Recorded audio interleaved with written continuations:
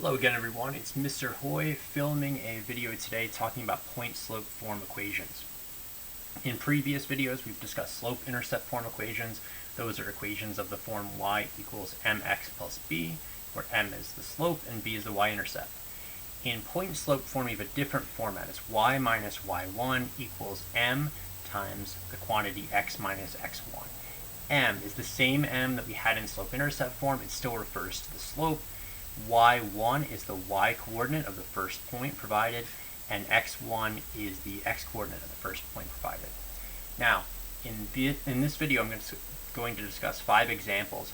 All you need to do in these 5 examples is simply place the m, the x1, and the y1 in their appropriate places in the equation. So we can go here and simply replace the m with 3, replace the y1 with 2, and replace the x1 with 5, and just fill in the rest. We carry down the y minus, we carry down the parentheses, we carry down the x minus, and the end parentheses here. And now in this situation, we can just put a box or a circle around it because we've simplified this equation as much as possible. You'll see in the next couple of examples we may have a 1 in front here that we don't need to worry about. We may also have negative numbers that we need to subtract, so we'll convert those over. But in this example, all you need to focus on is taking these 3 numbers and putting them in the appropriate location in this equation. So, next example, the y1 is 7, the m is 1/2, and the x1 is negative 4. So you would have this, you want to simplify this side of the equation to just x plus 4. We never want to leave a minus negative in any question. Right.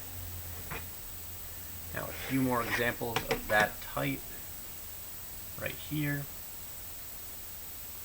Alright, what we have here is a slope of negative 3/4, so we can put that right here.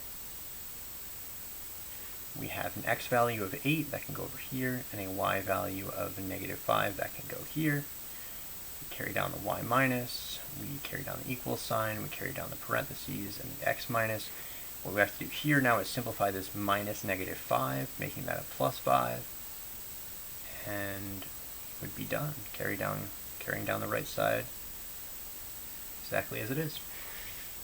The next example, again, we just take the numbers and put them right in. The negative 6 goes here, the negative 5 goes here, and the negative 1 goes there, and we just carry down the rest of the terms. At that point, we want to simplify our minus negative into a plus, and we also want to simplify this minus negative into a plus. Now in the last example here, what we want to do, still plug in the numbers, but we want to think of ways we could simplify after plugging them in. So we get this, and there's a few different ways we can simplify. One of them is to simply make a y minus 0 into a y. It's unnecessary to have a minus 0. You could leave that, but I would prefer that you didn't. You could also leave this 1 out in front if you would like and change this to an x plus 2.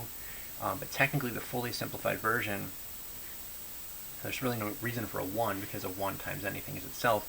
We could just make this y equals x plus 2. If you prefer to leave this, this is completely fine.